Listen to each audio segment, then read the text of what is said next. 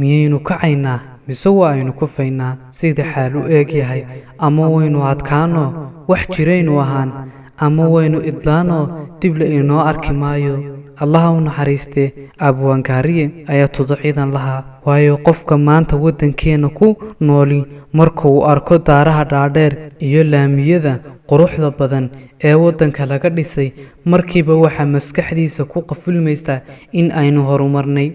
laakiin su-aasha aan wadaa waa horumarka dhabta ahi waa ka halkee? ma guryo ayaa lagu horumaraa mise wax kale? ummaddu marka ay horumar marayso waa in ay u madax bannaanaataa 3 shay oo muhiima. 3daas shay waa in ay cuntada ay cunayso la soo baxdaa, in daawada ay la soo baxdaa, in hubkeeda ay samaysato. taa waxaa dheer in ay u madax bannaanaato go'aankeeda ay qaadanayso. go'aamadaasi ha noqdaan kuwo siyaasadeed ama kuwo diimeedba. su-aashayduna waxa ay tahay 3daas shay ma soo saaranaa haa mise maya? si go'aamada aynu qaadano ma u madax bannaanahay? haddii haa jawaabtu tahay waa si wanaagsan, waana aynu horumarnaynaa. si haddii ayna jawaabtu tahay waa aynu sii kadmaynaa oo wakhti yar ayaa inoo hadhay. waxaana u malaynayaa jawaabta su-aashu waa iska caddahay.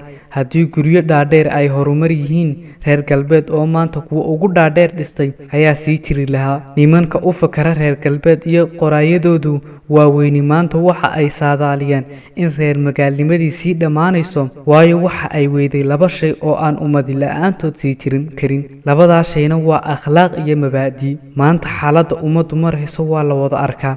akhlaaqdeediiniina waxa ay socotaa halka taa reer galbeed ku socoto.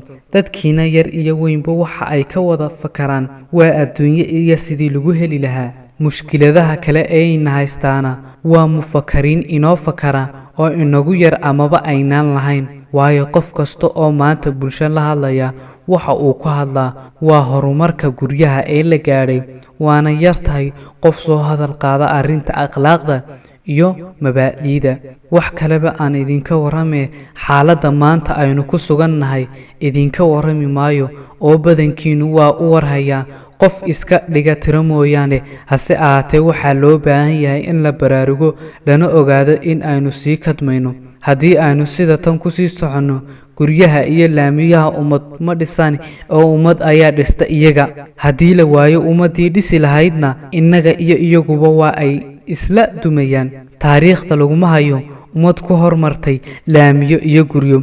ilbaxnimooyinka dunida soo maray ta islaamka ayaa ugu ballaadhnayd oo dhaxalkeedu cilmi iyo caqli ayuu ahaa. maalintii duni loo sii jeestayna waa taa duntay. tii gariiga ee ugu taariikhda dheeraydna maanta dhaxalkeedu ma noqonin guri iyo duni toona ee cilmigaas oo kale ayay ka tagtay. haddii aynu ku sii soconno sida aynu nahayna, waxa aan shaki igaga jirin in aynu sii dumayno oo aboorka hoosta inaga cunaya aynu ku baraarugayno isaga oo ina laastay. taariikhduna ay ina nacdali doonto sida ay maanta u nacdasho kuwii inaga horeeyey ee isdumayba.